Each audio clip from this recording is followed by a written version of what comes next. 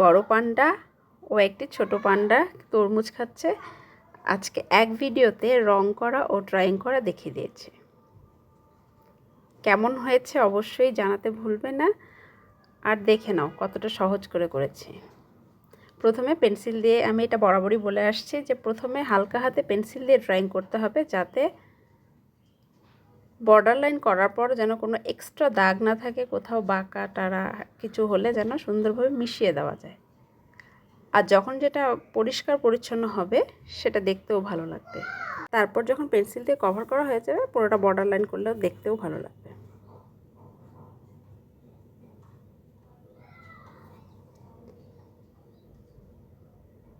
এরপরে ছোট পান্ডাটা যেটা ড্রয়িং করেছে সেটা দেখে নাও। সেটা ছোট তো, ওর জন্য তরমুজ খাচ্ছে, এজন্য দিয়ে দিচ্ছি।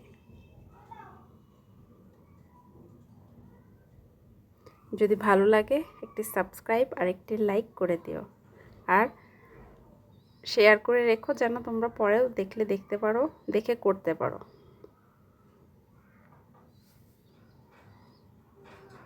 এরপরে এই যে কালো সাইন পেন দিয়ে পুরোটা কভার করে দিলে দেখো কতটা সহজ লাগে। সাইন পেন দিয়ে করার পরে বা বর্ডারটা যে কালার দিয়েই করো না কেন, করার পরই অবশ্যই পেন্সিলের দাগগুলো মিশিয়ে দিতে হবে, তাহলে জিনিসটা পরিচ্ছন্ন লাগবে, পরিষ্কার লাগবে।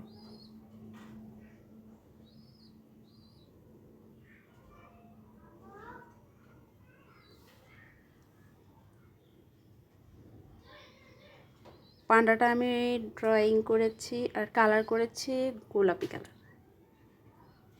সব কালার পান্ডা আশা রাখি করে দেব। কয়েকটা কালার নিয়ে আসবো তোমাদের জন্য পান্ডা ড্রয়িংটা।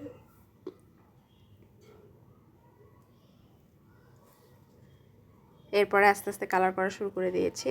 এখানে গোলাপি আর হলুদ, মানে পিঙ্ক আর ইয়েলো, এই দুটো কালার ইউজ করেছি তোমাদেরকে সহজ আর খুব কম সময় দেখানোর জন্য।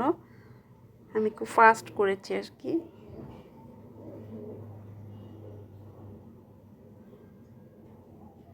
তো দেখে নাও, ভালো লাগলে অবশ্যই জানাবে।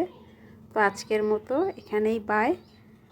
অবশ্যই বাসায় প্র্যাকটিস করো, কিন্তু ভালো লাগলে অবশ্যই কমেন্টে জানিয়ে দিও। আর কেমন ড্রয়িং করলা এর ছবিটা দিয়ে দিলে আরও বেশি ভালো হয়। তো আজকের মতো বাই, ভালো থেকো।